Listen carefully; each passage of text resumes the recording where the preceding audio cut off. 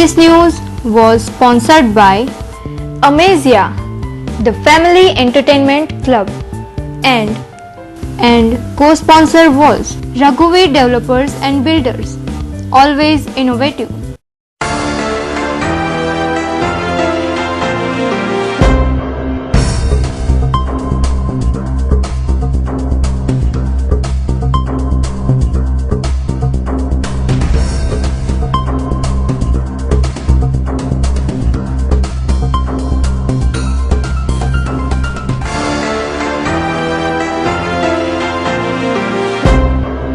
નમસ્કાર દર્શક મિત્રો, દિવસભરની ઘટના એ ઘટનાનું વિશ્લેષણ અને વિશ્લેષણમાંથી હિન્દ ટીવીનો સાચું સમજવાનો પ્રયાસ. હું રાકેશ આપનું હિન્દ ટીવીના સમાચારમાં સ્વાગત કરું છું. સમાચાર શરૂ કરતા પહેલા એક નજર કરીએ અત્યાર સુધીના મુખ્ય સમાચાર ઉપર.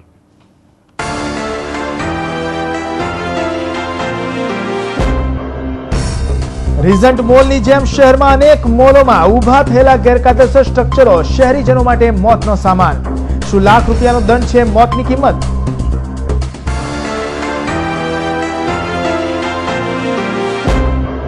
ગુજરાતના 43 આઈપીએસ અધિકારીઓની બઢતી સાથે બદલી. સુરતના એસીપી વિધિ ચૌધરી સારી કામગીરીથી બઢતી પામ્યા. કચ્છના એસપી તરીકે નિમણૂક. સુરતમાં નવા 2 આઈપીએસની નિમણૂક.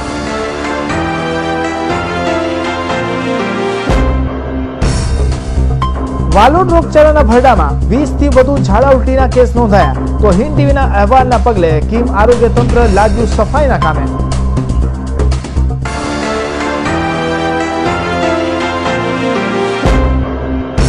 સુરતના રસ્તાઓની ગુણવત્તા પર ઉઠતા સવાલો. સિંગણપોરના નવનિર્મિત રસ્તામાં પડ્યો 8 ફૂટનો મસ્ત મોટો ભૂવો. કોણ લેશે કોન્ટ્રાક્ટર સામે પગલાં?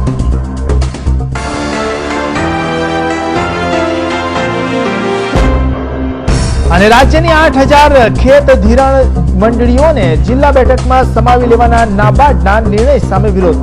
જિલ્લા બેંકના ચેરમેનની મળી બેઠક. આગેવાનો લડી લેવાના મૂડમાં.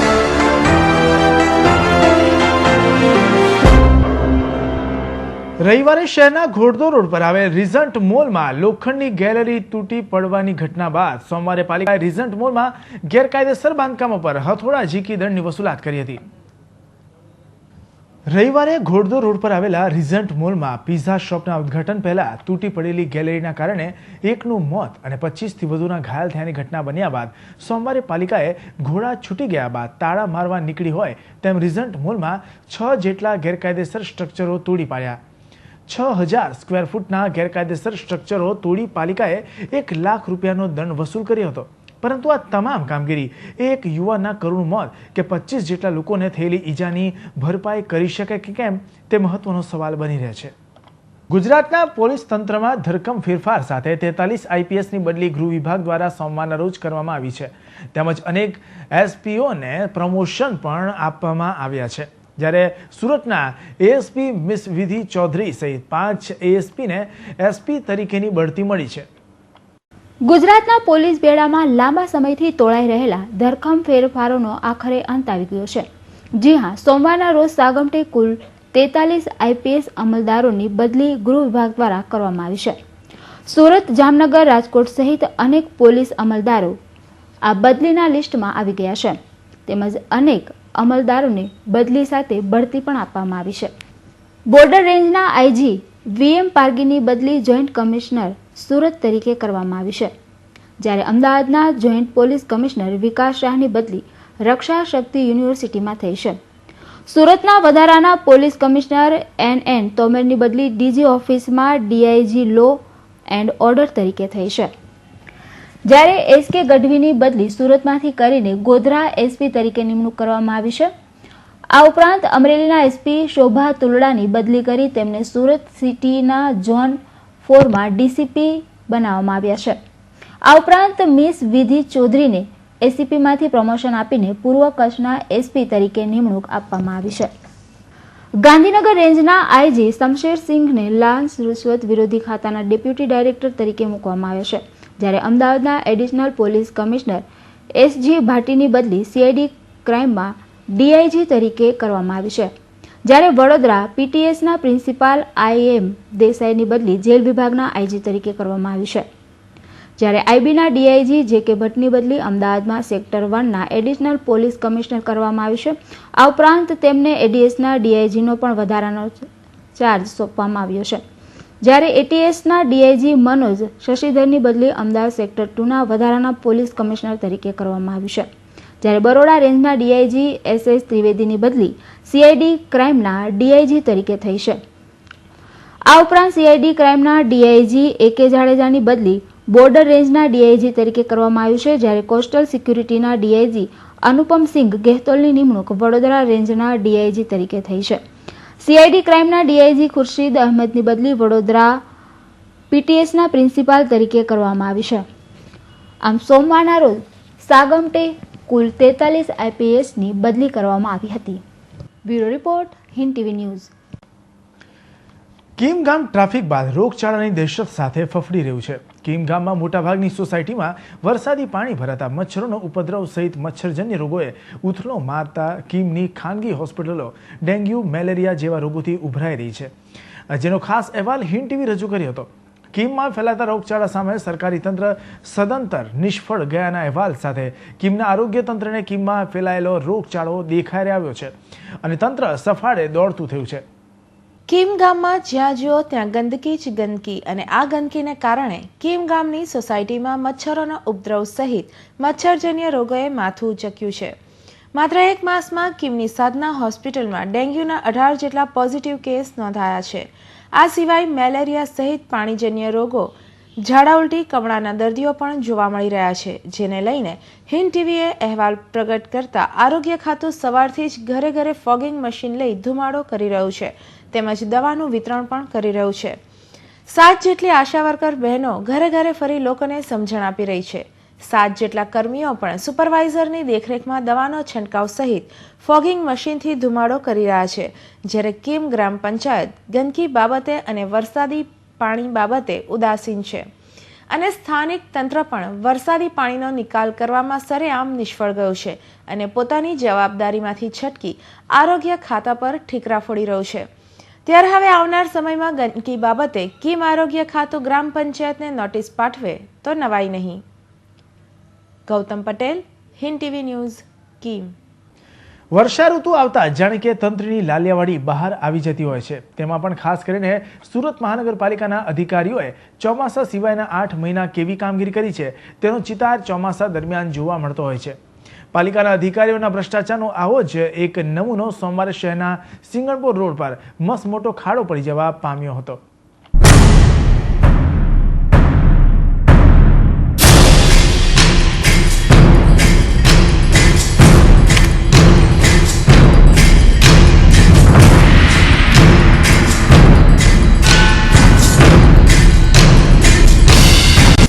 હિન્દ ટીવીના સ્ક્રીન પર દેખાઈ રહેલું આ દ્રશ્ય જોઈને જો આપ એ વિચારતા હો કે આ અમદાવાદ શહેરમાં પડેલો કોઈ મોટો ખાડો એટલે કે અમદાવાદીઓની ભાષામાં ભૂવો છે તો તમે ખોટા છો.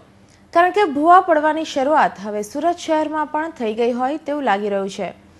આ દ્રશ્ય અમદાવાદનું નહીં પરંતુ આપણા જ સુરત શહેરનું છે. શહેરના સિંગણપોર રોડ પર આવેલી શાકભાજી માર્કેટની અડોઅડ જાહેર રસ્તા પર સોમવારે વહેલી સવારે લોકોને અહીં 8 ફૂટથી પણ ઊંડો ખાડો પડેલો જોવા મળ્યો હતો. કોઈપણ પ્રકારના ભારે વાહનને કારણે નહીં પરંતુ અચાનક એકાએક કોઈપણ કારણ વગર પડેલો આ ખાડો જાણે કે પાલિકાના અધિકારીઓની ભ્રષ્ટાચારની પોલ ખોલી રહ્યો છે. એ તો સારું છે કે આ ખાડો રોડના કિનારે પડ્યો છે. જો રસ્તાની વચ્ચોવચ્ચ પડ્યો હોત તો કેટલી અને કોની જાનહાનિ થાત તે તો મહા મોટો સવાલ ઊભો છે. 8 ફૂટથી વધુ ઊંડો પડેલો આ ભૂવો જોઈને સ્થાનિક લોકોએ તાત્કાલિક ફાયર વિભાગને જાણ કરી હતી તો ફાયર વિભાગે પાલિકાના કતારગામ ઝોનના અધિકારીઓને જાણ કરી હતી. બપોરના સમયે અહીં પાલિકાના ડેપ્યુટી કક્ષાના ઉચ્ચ અધિકારીઓ પહોંચ્યા તો પડેલા ખાડાને જોઈને આશ્ચર્યચકિત થઈ ગયા હતા. સામાન્ય રીતે અમદાવાદ શહેરમાં જાહેર રસ્તાઓ પર આ પ્રકારના ખાડાઓ પડતા હોય છે અને અમદાવાદીઓ તેને ભૂવો પડ્યો એમ કહે છે. રોડ રસ્તાની બાબતે સુરત મહાનગરપાલિકા સારી એવી નામના ધરાવે છે ત્યારે સિંગણપોર શાક માર્કેટ પાસે પડેલા આ ખાડાએ ભ્રષ્ટ પાલિકા અધિકારીઓની પોલ ખોલી નાખી છે. અહીં થોડા સમય પહેલા જ રોડનું રીકાર્પેટિંગ કરાયું હતું ત્યારે સવાલ એ ઊભો થાય છે કે તૈયાર થયેલા આ રસ્તાને ક્લિયરિંગ સર્ટિફિકેટ આપનારા અધિકારીઓની કામગીરી અંગે તપાસ થશે ખરી? અહીં સવાલ થર્ડ પાર્ટી ઇન્સ્પેક્શન કરનારી પેઢી પર પણ ઊભો થાય છે. જો થર્ડ પાર્ટી ઇન્સ્પેક્શન એટલે કે TPI કરનારી પેઢીએ આ રસ્તાને યોગ્ય ઠેરવ્યો હોય તો તેના માટે એ પણ એટલી જ જવાબદાર ગણી શકાય. ભૂવા પડવાની શરૂઆતમાં જ કડક કાર્યવાહી કરવામાં નહીં આવે તો આવનારા સમયમાં પણ અનેક ભૂવા પડતા જ રહેશે અને તેમાં શહેરીજનોની જિંદગી પણ પડતી જ રહેશે તે નિર્વિવાદ બાબત છે.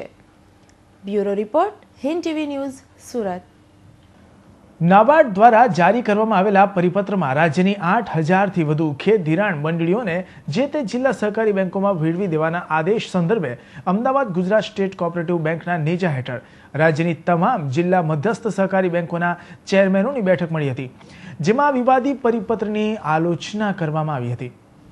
મળેલી બેઠકમાં ગુજરાત સ્ટેટ કોઓપરેટિવ બેંકના ચેરમેન ઉપરાંત રાજકોટ, સુરત, અમદાવાદ જિલ્લા સહકારી બેંકો સહિતની જિલ્લા મધ્યસ્થ સહકારી બેંકોના ચેરમેનો અને અધિકારીઓએ આ પરિપત્રને ગેરવ્યાજબી ગણાવ્યો હતો.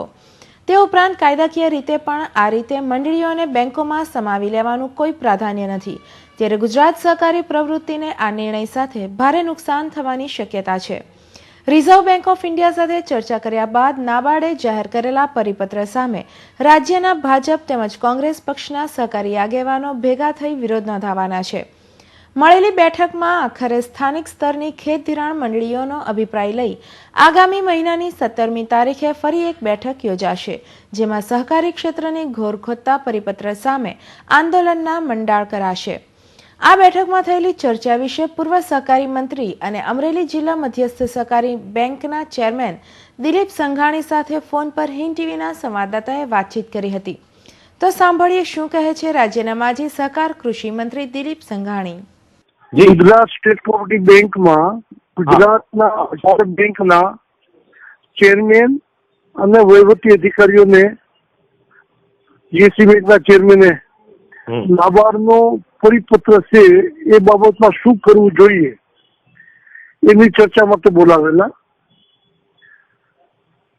સામાન્ય સૂર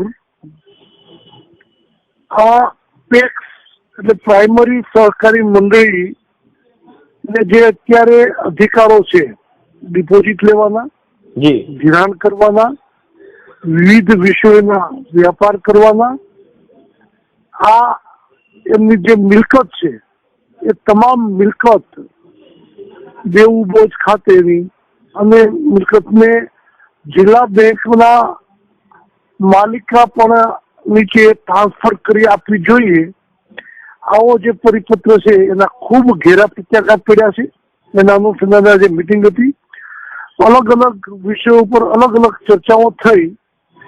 અંતે આ બાબતમાં રાજ્યની તમામ સહકારી પ્રાઇમરી સોસાયટીઓ જે છે એમને આ બાબતમાં શું કહેવું છે એનો અભિપ્રાય અને વિગતો મેળવવી અને ત્યારબાદ આવતા મહિને રાજ્ય કક્ષાની આ મિટિંગ બોલાવીને જે જિલ્લા કક્ષાએથી અભિપ્રાયો આવ્યા હોય જિલ્લા બેંક મારફતે એ અંગે ચર્ચા કરીને આગળ નિર્ણય લેવા. દિલીપભાઈ, શું આ નાબાર્ડ ને આવા પરિપત્ર આવી રીતે હક છે કે બધી મંડળીઓને બેંકોમાં સમાવી દેવાનો? મેં આ બાબતમાં બહુ સ્પષ્ટપણે જણાવ્યું હતું કે કેન્દ્ર સરકારે 97મો બંધારણ સુધારો કરીને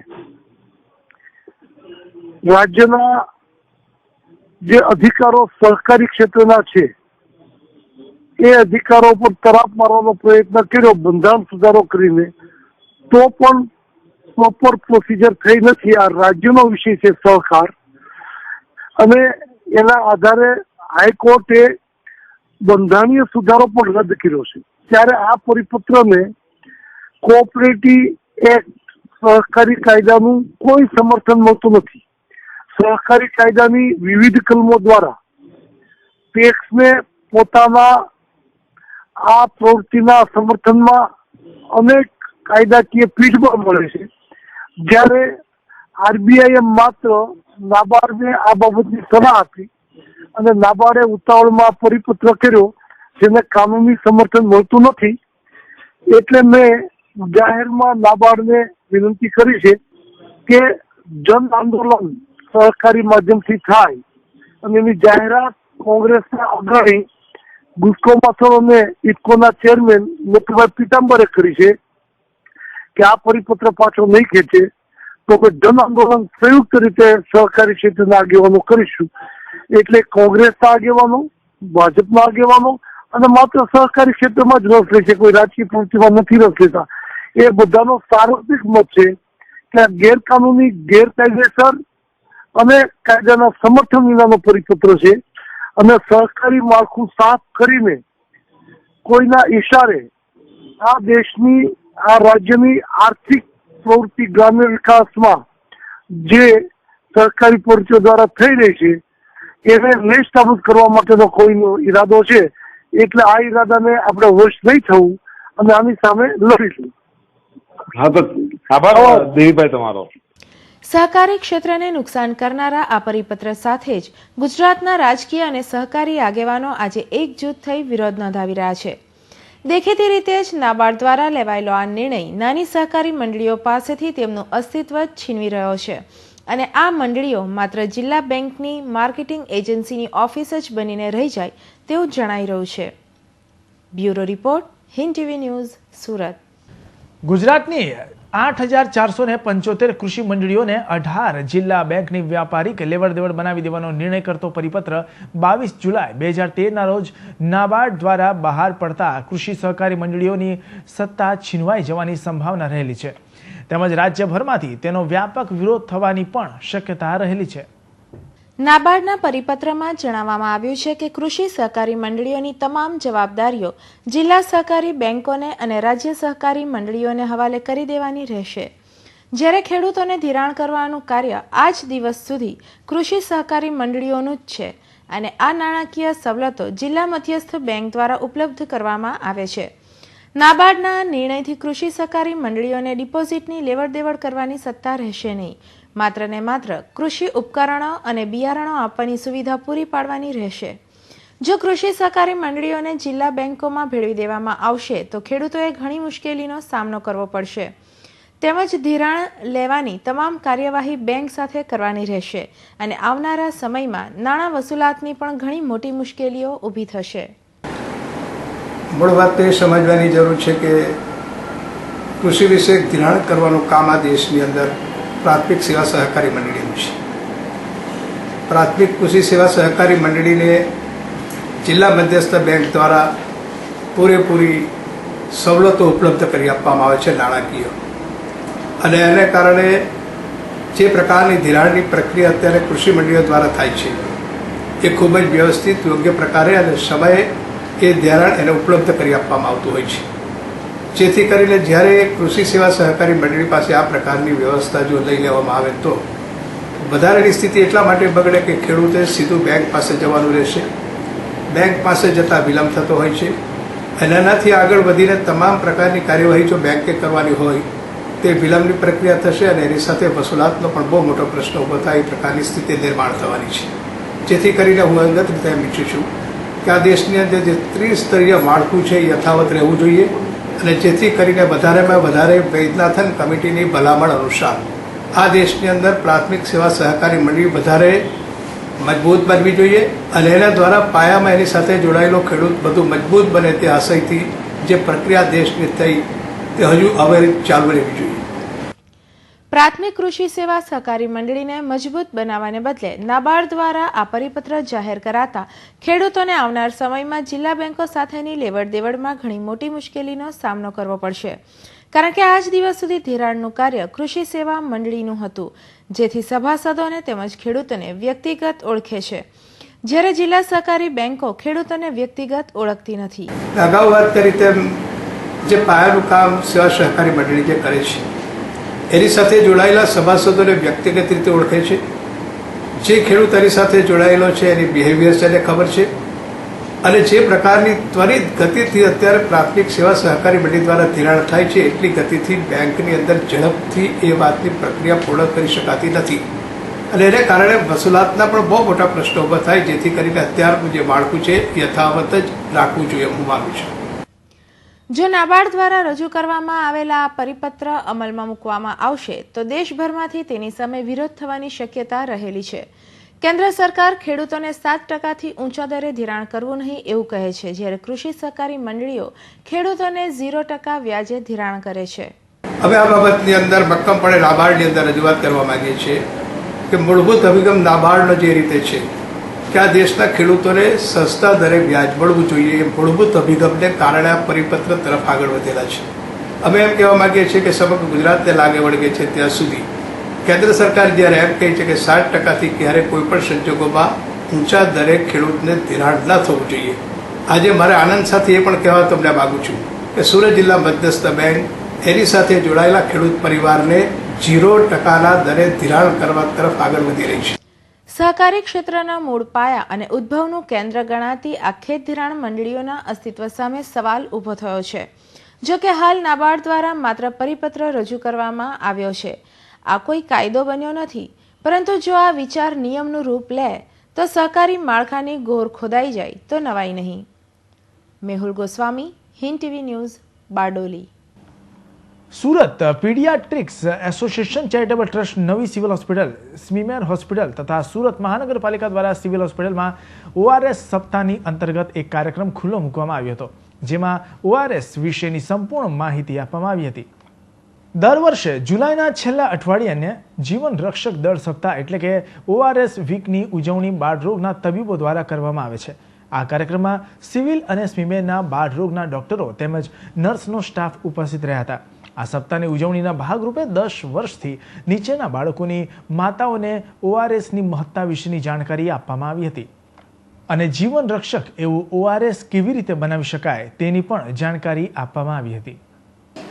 ORS વીકની ઉજવણી કરવામાં આવી રહી છે, પૂરા દેશમાં થઈ રહી છે અને સુરત શહેરમાં પેડિયાટ્રિક એસોસિએશન તરફથી અને સિવિલ હોસ્પિટલના કાર્યકર્તાઓ તરફથી આ ઉજવણી કરવામાં આવી છે. દરેક અર્બન હેલ્થ સેન્ટરોમાં આની અમે જાણકારી આપવાના છે. આ દ્વારા હું એટલું જ કહેવા માગું છું કે આ જે ORS આપવામાં આવે છે એ ORSની મહત્તા જાણવી જોઈએ અને દરેક કુટુંબમાં બાળકોના જીવન બચાવવા માટે ORS રાખવું જોઈએ. આ ORS રાખવાની ભલામણ કરું છું. રવિવારે સાંજે શહેરના ઘોડદોર રોડ પર આવેલા રિઝન્ટ મોલમાં ગેલેરી તૂટી પડવાની ઘટના સુરત મહાનગરપાલિકાના અધિકારીઓની કામગીરી પર અનેક સવાલ ખડા થઈ ગયા છે. શહેરમાં નાના અમથા ગેરકાયદેસર બાંધકામો તોડવા પહોંચી જતા પાલિકાના અધિકારીઓ રાઠી બિલ્ડર્સ જેવા મોટા મગરમચ્છો સામે કાર્યવાહી કરવામાં શા માટે અચકાય છે તે અંગેના સવાલો પણ ઉઠી રહ્યા છે. આવો નિહાળીએ હિન્દ ટીવીનો વિશેષ અહેવાલ. શહેરમાં રવિવારે રિઝન્ટ મોલમાં એક પિઝા શોપના ઉદ્ઘાટન પહેલા જ ગેરકાયદેસર રીતે બનાવાયેલી લોખંડની ગેલેરી તૂટી પડતા 25 જેટલા લોકોને ઈજા પહોંચી, જ્યારે એકનું કરુણ મોત પણ થયું. ગેરકાયદેસર રીતે માત્ર ને માત્ર પોતાના આર્થિક હિત ખાતર લોકોની જિંદગીને જે રીતે બિલ્ડરો જોખમમાં મૂકી રહ્યા છે તે અંગે રહી રહીને સવાલ ઊભા થઈ રહ્યા છે. હિન્દ ટીવીની સ્ક્રીન પર આપ જે જગ્યા જોઈ રહ્યા છો તે રિઝન્ટ મોલની એક ગેલેરી છે જે એકના મોતનું કારણ બની અને અનેકને ઘાયલ કરી ગઈ. આ ગેલેરીને લોખંડની પ્લેટ વડે બનાવીને તેને સ્ટેનલેસ સ્ટીલનો સપોર્ટ આપીને જાણે કે થૂકના સાંધા લગાવાયો હોય તે રીતે તૈયાર કરવામાં આવી હતી.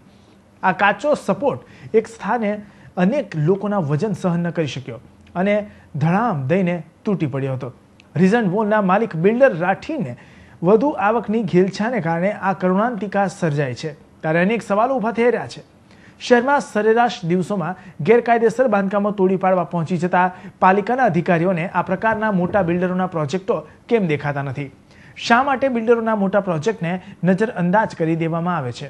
શહેરમાં રાઠીનો આ એકમાત્ર મોલ એવો નથી જ્યાં ગેરકાયદેસર બાંધકામ તાણી દેવાયું હોય. અનેક મોલ એવા છે જ્યાં બાંધકામના નિયમોમાં છૂટછાટ લેવામાં આવી છે. તો આ પ્રકારના બાંધકામોની તપાસ અધિકારીઓએ કરવાની ફરજ નથી? બિલ્ડરોને પાલિકા જ્યારે બાંધકામની રજા ચિઠ્ઠી આપે છે ત્યારે કાગળોમાં નિયમાવલીનું લાંબુ લચક લિસ્ટ આપી દે છે, પરંતુ એ નિયમોને આધીન બિલ્ડરો કે બાંધકામ કરતાઓ રહે છે ખરા? મોલ સહિતના મોટા બાંધકામોમાં તપાસ શા માટે નથી કરતી? અહીં સવાલ પાલિકાના અધિકારીઓની નિયત પર ઊભા થાય છે, કારણ કે એક તરફ ઇમ્પેક્ટ ફીને લઈને પાલિકા અને સરકાર ખુદ જ ગેરકાયદેસર બાંધકામો નિયમિત કરવાની તૈયારી આદરી બેઠા, પરંતુ આ પ્રકારના સ્ટ્રક્ચર હોય અને એને નિયમિત કરી દેવાશે તો ભવિષ્યમાં લોકોના જાનમાલની જવાબદારી કોની રહેશે? સવાલ અનેક છે, પરંતુ જવાબ એક પણ નથી. આ જ જવાબની રાહ જોઈને આજે શહેરના નાગરિક એક આશા લઈને બેઠો છે. ખબર રહી કોણ જવાબ આપશે કે કેમ તે પણ યક્ષ પ્રશ્ન છે. Bureau report, Hind TV news, Surat. હાલમાં ચાલી રહેલી ચોમાસાની ઋતુમાં રોગ અટકાયતી પગલાં તેમજ મચ્છર ઉત્પત્તિ અટકાવવા સુરત મહાનગરપાલિકા દ્વારા કતારગામ વિસ્તારમાં લોકો ભાગીદારી માટે લોકોને સમજ આપવામાં આવી હતી. સુરત મહાનગરપાલિકાના વીવીડીસી વિભાગના અધિકારીઓ દ્વારા સોમવારે કતારગામ વિસ્તારમાં નાની મોટી વેડ તેમજ સિંગણપુર ગામ, ડભોલી ગામ તળમાં લોક ભાગીદારી દ્વારા મચ્છરોની ઉત્પત્તિ માંડીને તેના રોગો અને તેના અટકાયતી પગલાં અંગે સ્થળ પર લાઈવ ડેમોન્સ્ટ્રેશન દ્વારા સમજ આપવામાં આવી હતી. આ કામગીરીમાં સ્થાનિક કોર્પોરેટર તેમજ કોલેજના 70 વિદ્યાર્થીઓના સહકારથી અંદાજે 224 ફળિયા તથા સોસાયટીઓમાં 17,434 ઘરોમાં રહેતા લોકોને સમજ આપવામાં આવી હતી. તેમજ આ વિસ્તારમાં 203 મચ્છરોના બ્રીડિંગ મળી આવ્યા, જેનો નાશ કરવામાં આવ્યો હતો. તો આ ઝોન વિસ્તારમાં અલગ અલગ વિસ્તારના 6,635 બહેનોને પણ રોગ અટકાયત માટે સમજણ આપવામાં આવી હતી. કીમ ગામના જાહેર રસ્તા પર રખડતા ઢોરો અડીંગો જમાવીને રોડ પર બેસી જતા વાહન ચાલકો સહિત રાહદારીઓ હેરાન પરેશાન થઈ ઉઠ્યા છે. પશુ માલિકો દૂધ દોહી લીધા બાદ પોતાના પશુ છૂટા મૂકી દેતા હોય છે અને આ ઢોરો કીમના બજારમાં રખડતા નજરે પડે છે, જેથી રોડ પર અડીંગો જમાવતા પશુઓથી હેવી વાહન ચાલકો પરેશાન છે. પરંતુ સ્થાનિક પંચાયતને જાણે કામ કરવામાં કોઈ જ રસ નથી એવું લાગી રહ્યું છે. આ છે કીમનો જાહેર માર્ગ. આ માર્ગ વાહનોથી ધમધમતો માર્ગ છે, પરંતુ આ માર્ગ પર રખડતા ઢોરો અડીંગો જમાવી દેતા વાહન ચાલકો છે પરેશાન. કેટલાક સ્વાર્થી પશુપાલકો પોતાના પશુના દૂધ દોઈ લીધા બાદ આખી રાત છૂટા મૂકી દેતા હોય છે. આ રખડતા પશુ કીમના મુખ્ય માર્ગ પર શાકભાજીના પાથરણાવાળા પાસે આંટાફેરા કરતા હોય છે, તો ઘણીવાર બે આખલાની લડાઈમાં શાકભાજી ખરીદવા આવતી ગૃહિણી ઈજાગ્રસ્ત પણ થાય છે. આ રખડતા ઢોરો માથાના દુખાવા સમાન બન્યા છે, પરંતુ સ્થાનિક તંત્રને તેની કંઈ જ પડી નથી. સ્થાનિકો માંગ કરી રહ્યા છે કે આ રખડતા ઢોરોને પકડી પાંજરાપોળ મોકલાય તો જ પશુપાલકોની ઊંઘ ઉડશે. કીમ ગામે રખડતા ઢોરો બાબતે કીમ ગ્રામ પંચાયતે કાર્યવાહી કરવી જોઈએ, નહીં તો આ રખડતા ઢોર કોઈ નિર્દોષ ગૃહિણીનો ભોગ લેશે. રખડતા ઢોરો માથાના દુખાવા સમાન બની રહ્યા છે. Gautam Patel, Hind TV news, Kim. ચોમાસાની શરૂઆત સાથે જ ઝાડા ઉલટી તેમજ તાવ જેવા પાણીજન્ય રોગો માથું ઉચકતા હોય છે. તાપી જિલ્લાના વાલોડ નગરમાંથી આરોગ્ય વિભાગને 20થી વધુ ઝાડા ઉલટીના દર્દીઓ મળી આવતા આરોગ્ય વિભાગ કામે લાગી ગયું છે. તાપી જિલ્લાના વાલોડ નગરમાં પીવાના પાણી સાથે ગંદુ પાણી મિશ્રિત થઈ જતા નગરના 20થી વધુ લોકો ઝાડા ઉલટીની લપેટમાં આવી જતા વાલોડ રેફરલ હોસ્પિટલના બીછાને સારવાર હેઠળ પહોંચતા વાલોડ આરોગ્ય વિભાગ કામગીરીમાં જોતરાઈ ગયું છે. હું સામૂહિક આરોગ્ય કેન્દ્ર વાલોડ ખાતે ઇન્ચાર્જ અધિક્ષક તરીકે ફરજ બજાવું છું અને હાલમાં હમણાં ઝાડા ઉલટીના કેસો ઘણા નોંધાયા છે. કેટલા કેસો નોંધાયા છે? અત્યાર સુધીમાં એમ તો કેસો ઘણા નોંધાયા છે. 22થી 28 જેવા કેસો નોંધાયેલા છે ને આજની તારીખમાં 2 દર્દીને રજા આપવામાં આવેલી છે ને 4 દર્દી બીજા નવા દાખલ થયેલા છે ને રોજના 7થી 8 જેવા એવરેજ કેસો રહેતા છે. શું કારણ છે? એ પાણીજન્ય રોગ જ છે, જે પીવાના પાણીમાં જે ગંદુ અને ડોળું પાણી ભેળસેળ થવાથી આ રોગ થયેલ છે. વાલોનગરના જ ઘણા કેસો જોવા મળે છે, આજુબાજુના તો બહુ ઓછા છે. એમાંથી મોસ્ટલી 80થી 90% જેટલા કેસો. હાલ વાલોડ આરોગ્ય વિભાગની સામે દિવસ દરમિયાન 7થી વધુ ઝાડા ઉલટીના દર્દીઓ સારવાર લેવા આવતા હોવાનું તબીબ જણાવી રહ્યા છે. ત્યારે વાલોડ નગરમાં પણ જાણે તંત્ર બેફિકર હોય તેમ ઠેર ઠેર ગંદકીનું સામ્રાજ્ય જોવા મળી રહ્યું છે, જેને લઈ નગરજનો માંદગીના શિકાર બની રહ્યા છે. જો તંત્ર દ્વારા યોગ્ય પગલાં ભરવામાં ન આવે તો સમગ્ર વાલોડ નગરમાં હજુય દર્દીઓની સંખ્યામાં વધારો થાય તો નવાઈ નહીં. ધવલ દરબાર, હિન્દ ટીવી ન્યૂઝ, તાપી. છેલ્લા 4 વર્ષથી એમએસકે કંપનીને કીમ માંડવી જતા રોડના સમારકામ માટેની જવાબદારી સોંપાઈ હતી, પરંતુ પ્રજા પાસે લાખો રૂપિયાના રોડ ટેક્સ ઉઘરાવ્યા પછી પણ રોડ ન બનાવાતા સ્થાનિક પ્રજાજનો ત્રાહિમામ પોકારી ઉઠ્યા છે. સુરત જિલ્લાના કીમથી માંડવી જતા રાજ્યધોરી માર્ગ નંબર 65 કે જે માર્ગની શરૂઆત કીમ 4 રસ્તાથી થાય છે, પરંતુ આ માર્ગમાં થયેલા ભ્રષ્ટાચારની પોલ વરસાદે ખુલ્લી પાડી દીધી હતી અને હાલ આ માર્ગ એટલો બિસ્માર છે કે જેની કોઈ હદ નહીં. જી હા, અહીં વરસાદને પગલે 4થી 5 ફૂટ પહોળા અને ઊંડા ખાડાઓને લીધે સેંકડો વાહન ચાલકો ત્રાહિમામ પોકારી ઉઠ્યા છે. છતાં તંત્રની આંખો રોડ પરના મસમોટા ખાડા પૂરવા માટે ઉઘડતી નથી. ટાઈમથી ખરાબ થઈ ગયેલો છે, એ રોડને રિપેર જલ્દી કરવા જરૂરી છે. રિપેર નહીં થાય તો હજી વધારે ખરાબ થતો જ છે. હા, ખાડા પૂરે તો બી થોડુંક રાહત રહે અને ગાડીને બી નુકસાન થાય છે, એક્સિડન્ટનો ભય રહે છે, ગાડી ચલાવવી મુસીબત. કિમ 4 રસ્તાથી શરૂ થયા અને લગભગ અડધા કિલોમીટર સુધી મસમોટા ખાડાઓ પડી ગયા છે, જેના લીધે અકસ્માતોની સંખ્યામાં પણ વધારો થઈ રહ્યો છે. સ્થાનિકોની વાત માનીએ તો છેલ્લા 2 માસમાં નાના મોટા 8 થી 10 જેટલા અકસ્માતો થયા છે, છતાં તંત્રએ ખાડા પૂરવાની દરકાર સુદ્ધા લીધી નથી. આ અંગેની રજૂઆત સ્થાનિક રિક્ષા ચાલકો, લારી ગલ્લા તથા આગેવાનોએ પણ કરી છે, છતાં રોડની મરામતની કામગીરી ન થતા ચાલકો પણ અકળાઈ ઉઠ્યા છે. આખા માંડવી રસ્તા રોડ પર આખા ત્રાસ જ છે, ખાડા પડી ગયા છે મોટા મોટા. તમારી શું માંગ છે? ડિમાન્ડમાં બે સાઈડ રોડની ગટર કરી નાખે પહેલા તો પાણીનો નિકાલ થાય. રોડ તૂટતો કાંઈ માટે બંધ થાય, જે પરમેનન્ટ સોલ્યુશન લાવતા નથી અને ખાલી ઠીંગડા માર્યા કરે છે આ લોકો, બીજું કરતા કંઈ નથી. કહેવાય છે કે આ માર્ગની છેલ્લા કેટલાય સમયથી મરામતની કામગીરીની જવાબદારી MSK કંપનીને સોંપી દેવામાં આવી છે, જે એજન્સી દ્વારા આજ દિન સુધી કિમથી માંડવી સુધીના લગભગ 40 કિલોમીટર સુધીના માર્ગને સંપૂર્ણ સહી સલામત બનાવી શકી નથી. રોડ ટેક્સના નામે લાખો રૂપિયા ઉઘરાવતા હોય છે, છતાં રોડની મરામત કરવા અંગે કોઈ તસ્દી લેવામાં આવતી નથી. ત્યારે સરકારી તંત્ર પણ આ ખાનગી કંપની સામે શું પગલાં ભરે છે એ જોવું રહ્યું. Jignesh Thakor, Hind TV news, Olpad. સુરત અંકલેશ્વરને જોડતા સ્ટેટ હાઈવે પર હાંસોટ વાયમાં ગામ નજીક આવેલ વનખાડીનો પુલ જો 15 દિવસમાં ન બને તો આસપાસના 15 ગામના રહીશોએ રસ્તા રોકો આંદોલનની ચીમકી ઉચ્ચારી છે. સુરતથી અંકલેશ્વરને જોડતા સ્ટેટ હાઈવે નંબર 6 તેમજ દાંડી હેરિટેજ માર્ગ 228 પર હાંસોટના વાયમાં ગામ નજીક વનખાડી પર પુલ આવેલો છે. આ પુલ અત્યંત જર્જરિત હાલતમાં થઈ ગયો છે. આ ઉપરાંત પુલ નજીકનો વળાંક જોખમી હોય આ સ્થળ પર અનેક અકસ્માતો થાય છે. હાલમાં જ આ પુલ પરથી એક કાર ખાડીમાં ખાબકતા સુરતના કાકા ભત્રીજાના મોત નીપજ્યા હતા. આ ઘટના બાદ હરકતમાં આવેલ તંત્રએ પુલની રેલિંગ બનાવવાનું કાર્ય શરૂ કર્યું છે, પરંતુ આ રેલિંગ તકલાદી અને કામચલાઉ હોય ભવિષ્યમાં ફરી અકસ્માત થવાની શક્યતાઓ રહેલી છે. આ તમામ પ્રશ્ને હાંસોટ તાલુકાના 15 જેટલા ગામના રહીશોએ સોમવારના રોજ ભરૂચ જિલ્લા કલેક્ટરને આવેદનપત્ર પાઠવી તાકીદે પુલના સમારકામની માંગણી કરી હતી. આ અંગે સુણેવખુદ ગામના આગેવાન જશવંત પટેલે જણાવ્યું હતું કે આ પુલ પરથી વારંવાર અકસ્માતો થાય છે. આ અંગે સ્થાનિક તંત્રને રોજબરોજની રજૂઆત છતાં તંત્ર દ્વારા કોઈ પગલાં ભરવામાં આવતા નથી. જો અમારી માંગ ન સંતોષાય તો ગ્રામજનો દ્વારા તારીખ 16મી ઓગસ્ટ ને શુક્રવારના રોજથી સવારે 7 કલાકથી પુલની બંને બાજુ રસ્તા રોકો આંદોલન કરીશું. Bureau report, Hind TV news, Bharuch. 30 accident એ જગ્યાએ થયા અને એનો વળાંક બી એટલો ખતરનાક છે, એટલે એ એંગલો મજબૂત લખાવા જોઈએ. 25 તારીખ પછી અત્યારે બી અમે આજે જોઈને આવ્યા હતા, ત્યાં એંગલોનું કામ કર્યું, પણ એ ટાઈપનું એંગલનું કામ કર્યું કે એને નાનામાં નાનું સાધન બી લાગી જાય તો જતું રહે.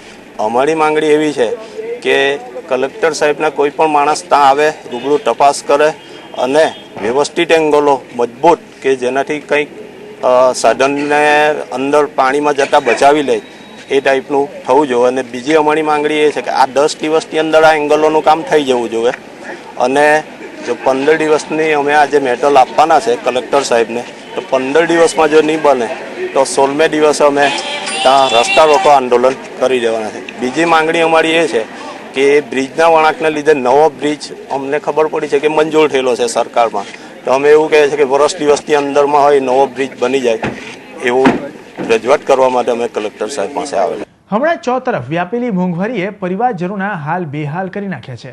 શાકભાજી, દૂધ, અનાજ સહિતની જીવન જરૂરિયાત ચીજવસ્તુઓના ભાવમાં સતત વધારો થઈ રહ્યો છે. આ વધારાની અસરે જમવાની થાળીને ઝપેટમાં લઈ લેતા હોટલોમાં મળતી જમવાની થાળીઓ પણ મોંઘી બની ગઈ છે.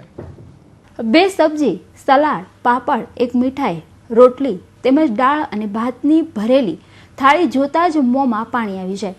પરંતુ હવે મોંમાં પાણી લાવતા પહેલા 10 વાર વિચાર કરવો પડશે, કારણ કે આ કાળઝાળ મોંઘવારીએ હવે જમણની થાળીને પણ ઝપેટમાં લેતા ગુજરાતી, પંજાબી તેમજ સાઉથ ઇન્ડિયન વગેરે થાળી મોંઘી થઈ ગઈ છે. જીવન જરૂરિયાત ચીજવસ્તુઓમાં સતત વધારો થતાં આમ આદમીની હાલત એક સાંધે ત્યાં તેર તૂટે જેવી થઈ છે. મોંઘવારીના એ થાળી પર લાગેલા હેવી ડોઝના કારણે સ્વાદપ્રિય સુરતી લાલાઓ હવે હોટલમાં જમવા આવતા પહેલા પણ વિચાર કરવા લાગ્યા છે.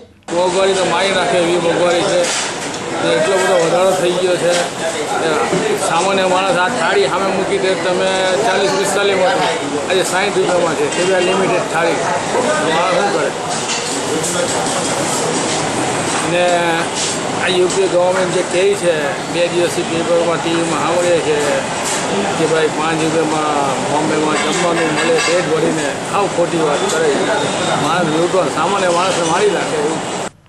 મોંઘવારીનો વધતો કેર જોઈ હવે આમ આદમીનો આક્રોશ કેન્દ્ર સરકાર પર વધી રહ્યો છે. ગ્રાહકો પહેલા જે રીતે ભરપેટ જમતા હતા તે હવે વધેલી મોંઘવારીના કારણે થાળી મોંઘી થતા ઢોસા કે ઇડલી પર પોતાની પસંદગી ઉતારી પેટ ભરી રહ્યા છે. આ યુપીએ સરકારના રાજ્યમાં તો અમે સામાન્ય માણસની કમર તોડી નાખી છે. પહેલાં અમે અહીંયા 35-40 રૂપિયામાં ભરપેટ ખાઈએ. આજની તારીખમાં 60-70 રૂપિયા ખર્ચ થાય, પૂરું ખાવાનું નથી મળતું. હવે આ મોંઘવારીએ તો હદ કરી છે. સામાન્ય માણસને જીવવું દુષ્કર કરી દે. હવે તો આ ઢોસો ખાઈને પેટ ભરીએ છીએ. પહેલાં અમે ભરપેટ ગુજરાતી થાળી ખાતા. છેલ્લા 2 મહિનાથી શાકભાજી, કઠોળ, દૂધ અને અનાજના ભાવમાં કૂદકે અને ભૂસકે વધારો થઈ રહ્યો છે, જેથી ના છૂટકે હોટલ માલિકોએ પણ પોતાના મેનુમાં વધારો કરવો પડે છે. हम लोग की भी फैमिली है, हमको भी घर चलाना है, तो हमको फिर कस्टमर पे ही पास ऑन करना पड़ता है. हर महीने 2 एसेंशियल कमोडिटीज़ का पैसा रेट है वो इतना बढ़ जाता है कि कम से कम हमारा हर महीने 15,000 से 20,000 ये प्राइसेस बढ़ने से ही हमारा बढ़ जाता है. इसलिए हमको अभी पहले हम लोग साल में एक बार रेट बढ़ाते थे हमारा मेनू का, अभी हर 3 महीने में बढ़ाना पड़ता है. મોંઘવારીનો ફુગાવો એટલી હદે વધી રહ્યો છે કે પહેલા જે મેનુના ભાવ 6 મહિને કે 1 વર્ષે થતા હતા તે હવે ન છૂટકે દર 3 મહિને મેનુના ભાવમાં વધારો કરવો જરૂરી બન્યો છે. મોંઘવારીનો ગ્રાફ દિવસે ને દિવસે વધી રહ્યો છે. આ મોંઘવારીએ ખાવા પીવાની ચીજ વસ્તુઓ એટલે કે ગુજરાતી થાળી અને પંજાબી થાળીમાં પણ મોઢું ફાટતા આમ જનતાએ ખાવા માટે જીવવું કે જીવવા માટે ખાવું તેની ચિંતામાં મુકાઈ ગયા છે. જે ગુજરાતી થાળી પહેલા 40 થી 45 રૂપિયામાં મળતી હતી તે આજે 60 થી 65 રૂપિયામાં મળતા ના છૂટકે આમ જનતાએ મોંઘવારીનો માર સહન કરવાનો વાર આવ્યો છે. કેમેરામેન વિશાલ સાથે નિશા, ટીવી ન્યૂઝ. સુરત શહેરનો વિકાસ જે ઝડપે થઈ રહ્યો છે તે વિકાસ હવે ટેક્સટાઇલ ઉદ્યોગોમાં પણ જોવા મળશે. જી હા, ટેકનોલોજી અપગ્રેડેશન ફંડ યોજનાને હવે લીલી ઝંડી મળવાના સંકેતો મળી રહ્યા છે અને ટૂંક સમયમાં વેપારીઓને આ ટફ યોજનાનો લાભ મળશે. ટેક્સટાઇલ નગરી સુરત શહેરના ટેક્સટાઇલ ઉદ્યોગમાં હવે આવશે ઝડપી તેજી તેમજ આધુનિક ટેકનોલોજીથી સજ્જ થશે સુરતનો ટેક્સટાઇલ ઉદ્યોગ. જી હા, છેલ્લા ઘણા સમયથી ટેક્સટાઇલ ઉદ્યોગ માટે જે વેપારીઓ ટફ યોજનાની રાહ જોઈ રહ્યા છે તે હવે મંજૂર થવાની તૈયારીમાં છે. જુલાઈના એન્ડમાં આ ટફ યોજનાની નવી જોગવાઈઓ સ્વીકારી લેવામાં આવશે તેવું the Surat art silk cloth manufacture એસોસિએશનના ચેરમેન અરુણ ચંદ્ર જરીવાલાએ જણાવ્યું હતું. એટલે અત્યારે તો આ પેન્ડિંગ છે અને એમ લાગે છે કે આવતા ઇલેક્શનને નજર રાખતા આ ટફ સ્કીમ કેબિનેટ સબ કમિટી ઇકોનોમિકમાં ઝડપથી હવે પાસ થઈ આ મહિનાના એન્ડમાં કે આવતા મહિનાની પહેલા વીકની અંદર જાહેર થાય એવી સંભાવના છે. આ ટફ યોજના માટે બજેટમાં 150 કરોડનું ફંડ પણ ફાળવવામાં આવ્યું હતું, જેથી આ રકમનો વ્યવસ્થિત ઉપયોગ થાય અને નવી જોગવાઈઓ સાથે ટફ યોજના ટેક્સટાઇલ મંત્રી સ્વીકારે તેવી આશા પણ કાપડના વેપારીઓ સેવી રહ્યા છે. આ ટફ યોજનામાં કઈ કઈ જોગવાઈઓની ભલામણ કરી છે તે સાંભળો. જે સબસિડી છે 5% એની જગ્યાએ 6% સબસિડી કરવાનું નક્કી કર્યું છે, એટલે ભલામણ કરી છે. અને જે આપણે 20% સબસિડી ટોટલ મળી જાય એ જે MSMEની સ્કીમ છે એમાં 30% કરવાની ભલામણ કરી છે.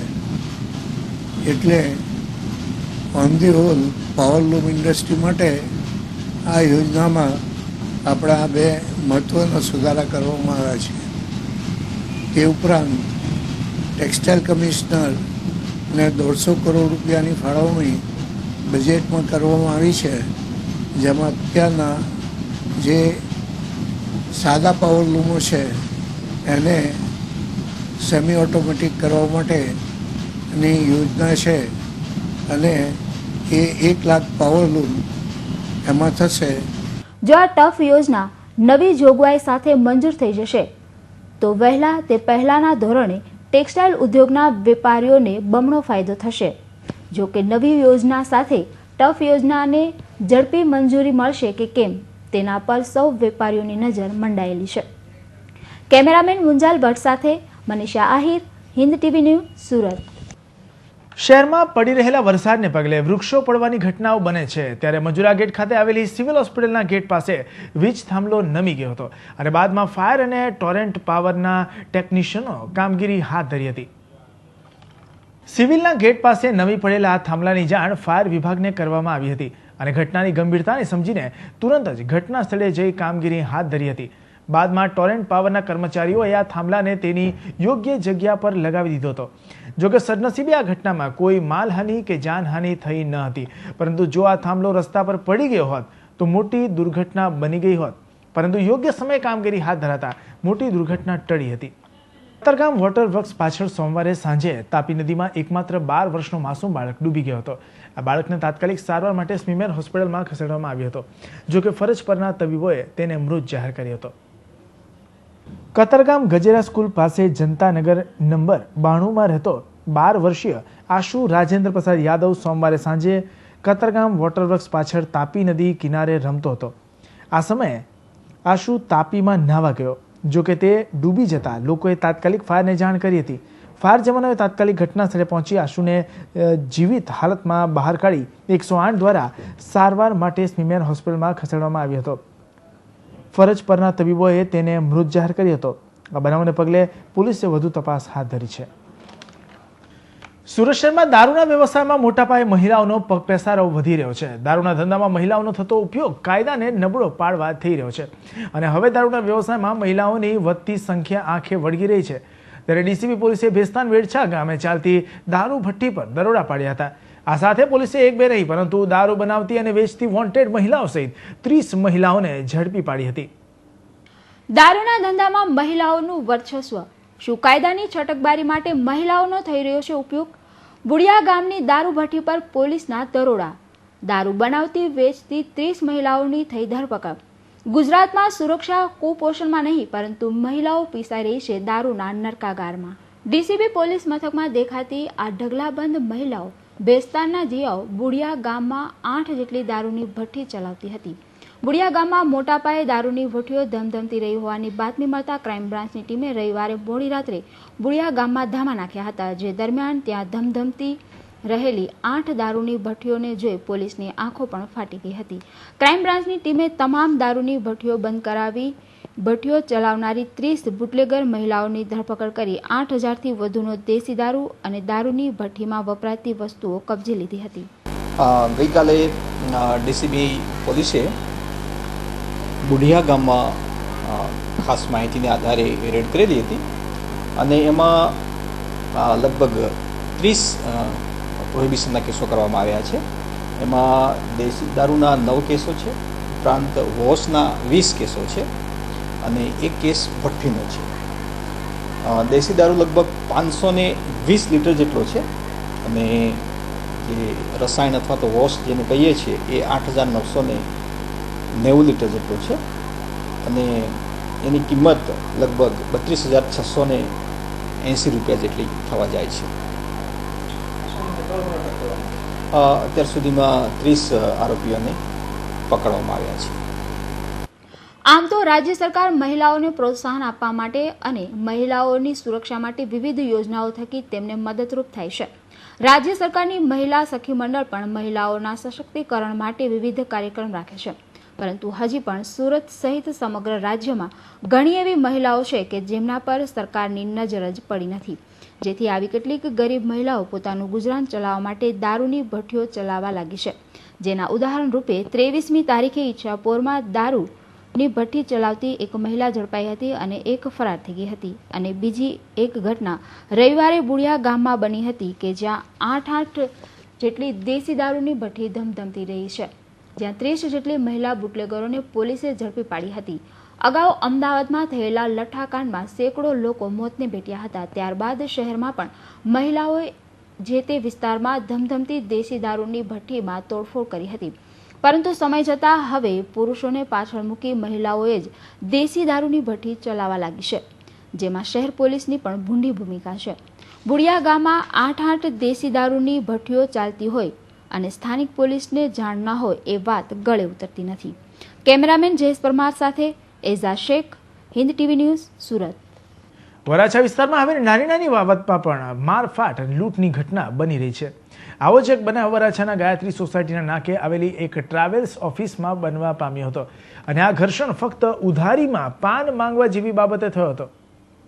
સમગ્ર ઘટનાની વિગત એવી છે કે વરાછા ગાયત્રી 3 રસ્તા પાસે રાજ પેલેસમાં આવેલી પ્રિયા ટ્રાવેલ્સમાં જયુ નામનો કર્મચારી કામ કરે છે. તેઓને સાંજે પાન મસાલો લેવા માટે મારુતિ ટ્રાવેલ્સના માલિક વિવેક હિંમત ડાખરાએ નજીકના રાધે પાન સેન્ટર પર મોકલ્યો હતો. ત્યાં પાન મસાલો આપવાની રાધે પાન સેન્ટરના ભરત ભરવાડે ના પાડતા કર્મચારી જયુએ ખાતું ચાલતું હોવાની વાત કરી હતી. ઉશ્કેરાયેલા ભરવાડે જયુને લાફો ઠોકી દેતા મામલો વધુ તંગ બન્યો હતો.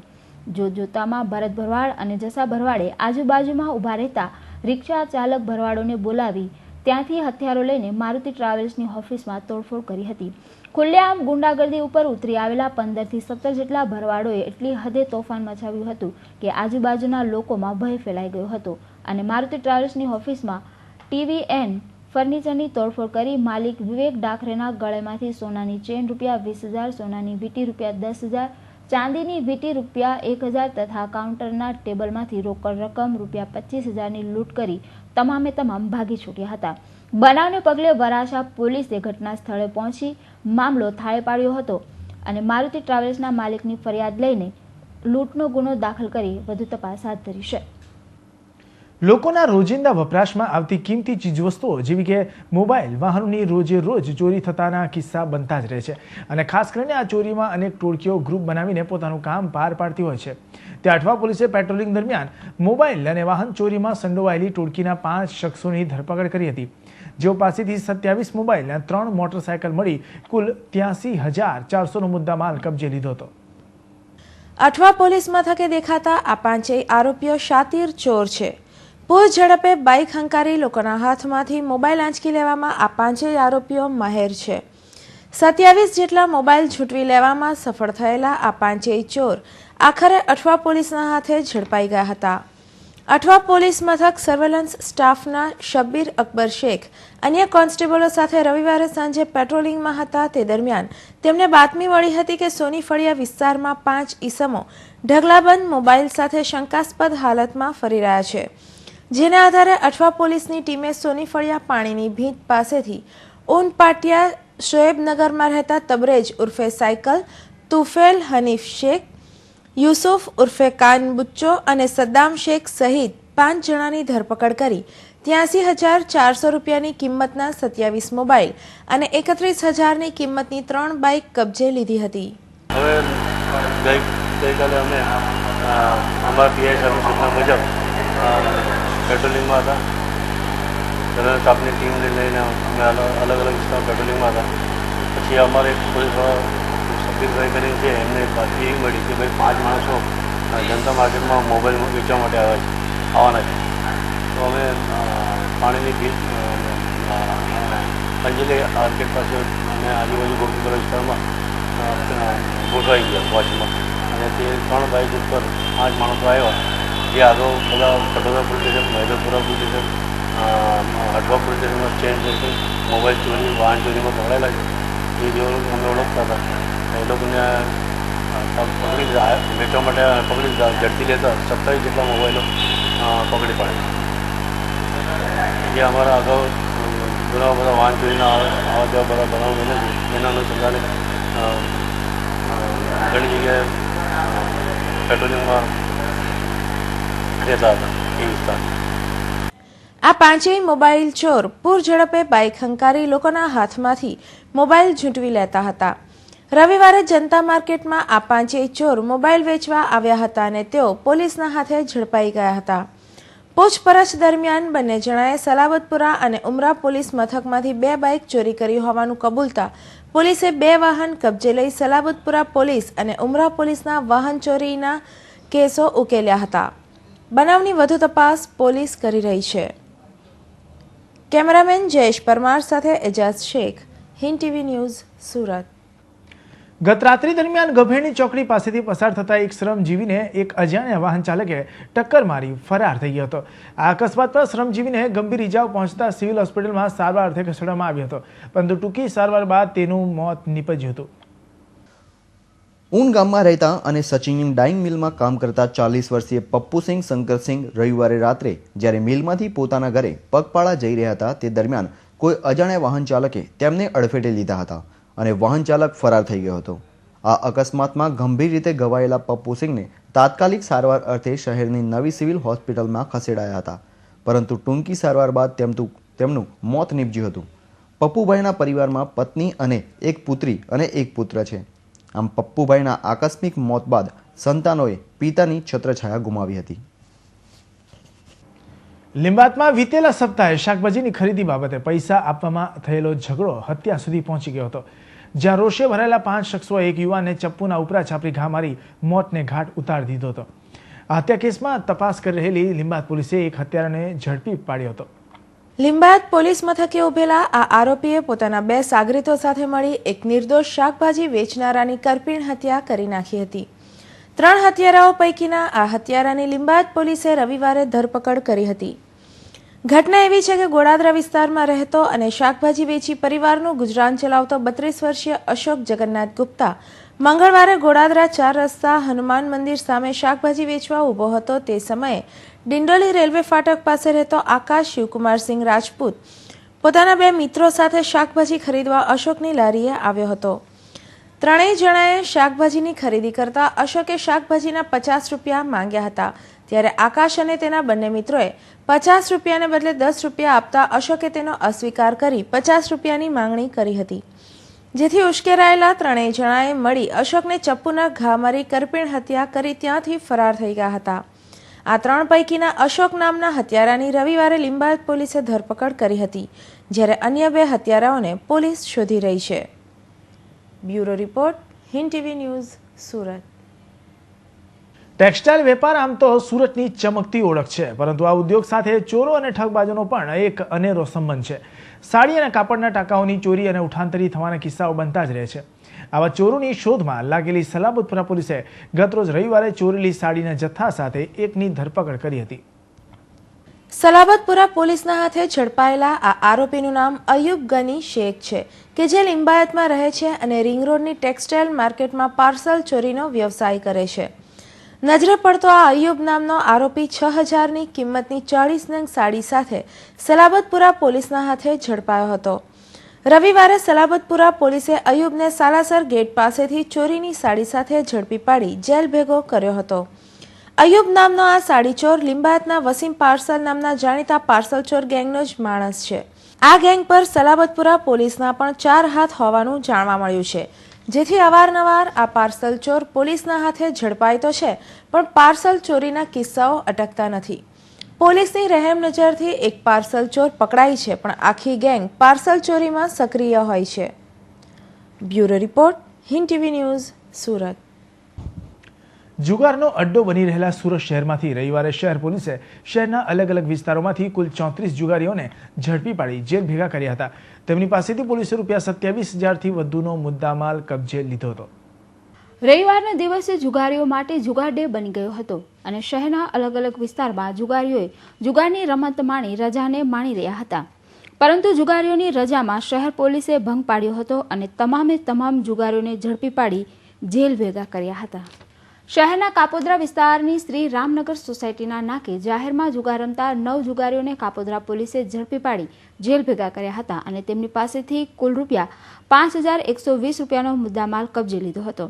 તો આ જ વિસ્તારની ગાયત્રી સોસાયટીના ખાતા નંબર 136માં જુગાર રમતા 8 જુગારીઓને કાપોદ્રા પોલીસે બાતમીના આધારે ઝડપી પાડ્યા હતા અને તેમની પાસેથી પણ 7,800નો મુદ્દામાલ કબજે લીધો હતો.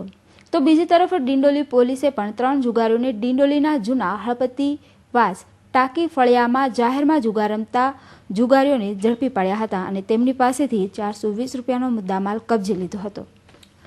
આ ઉપરાંત ચોક બજાર પોલીસે પણ બાતમીના આધારે રામપુરા આદમની વાડી પાસે જાહેરમાં જુગાર રમતા 4 જુગારીઓને રૂપિયા 3,400ના મુદ્દામાલ સાથે ઝડપી પાડ્યા હતા. ફરી પાછા આ જ વિસ્તારમાંથી ચોક બજાર પોલીસે બાતમીના આધારે હોડી બંગલાના પાછળ ડ્રગ્સ કબ્રસ્તાન પાસે જાહેરમાં જુગાર રમતા 4 જુગારીઓને રૂપિયા 2,780ના મુદ્દામાલ સાથે ઝડપી પાડી જેલ ભેગા કર્યા હતા. તો બીજી તરફ કતારગામ પોલીસે પણ કતારગામ મગરનગર સોસાયટીમાં જાહેરમાં જુગાર રમતા 6 જુગારીઓને ઝડપી પાડ્યા હતા અને તેમની પાસેથી પોલીસે રૂપિયા 8,470નો મુદ્દામાલ કબજે લીધો હતો.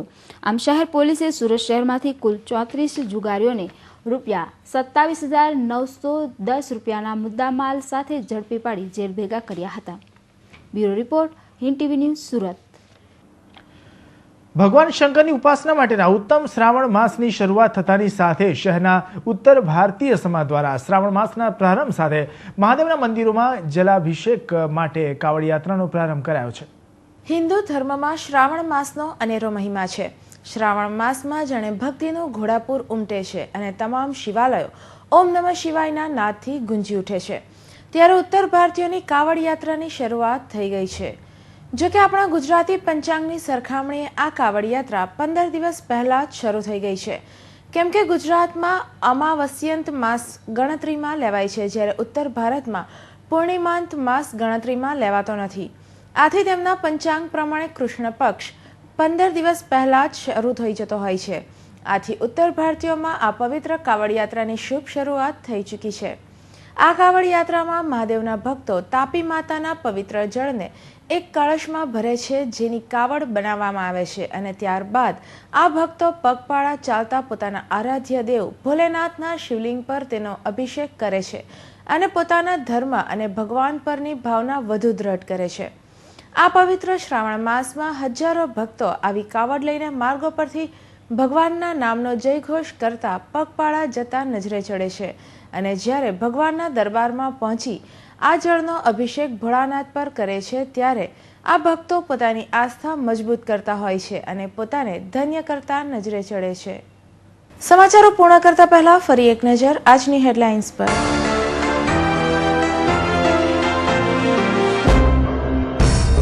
રિઝન્ટ મોલની જેમ શહેરમાં અનેક મોલોમાં ઊભા થયેલા ગેરકાયદેસર સ્ટ્રક્ચરો શહેરીજનો માટે મોતનો સામાન. શું લાખ રૂપિયાનો દંડ છે મોતની કિંમત?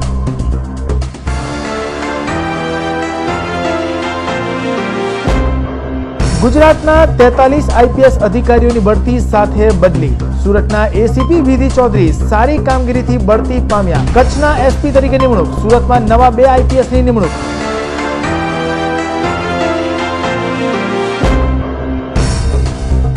વાલોડ રોગચાળાના ભરડામાં 20થી વધુ ઝાડા ઉલટીના કેસ નોંધાયા. તો હિન્દ ટીવીના અહેવાલના પગલે કીમ આરોગ્ય તંત્ર લાગ્યું સફાઈના કામે.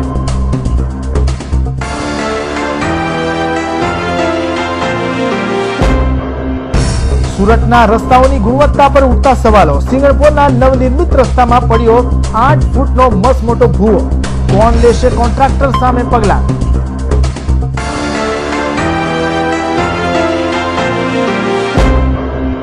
અને રાજ્યની 8,000 ખેત ધિરાણ મંડળીઓને જિલ્લા બેઠકમાં સમાવી લેવાના નાબાર્ડના નિર્ણય સામે વિરોધ. જિલ્લા બેંકના ચેરમેનની મળી બેઠક. આગેવાનો લડી લેવાના મૂડમાં.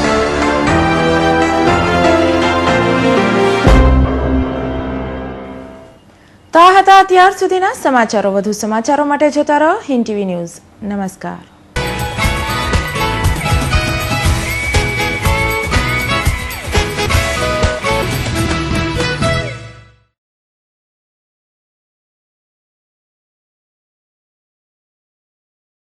This news was sponsored by Amazia, the Family Entertainment Club, and co-sponsor was Raghuveer Developers and Builders, always innovative.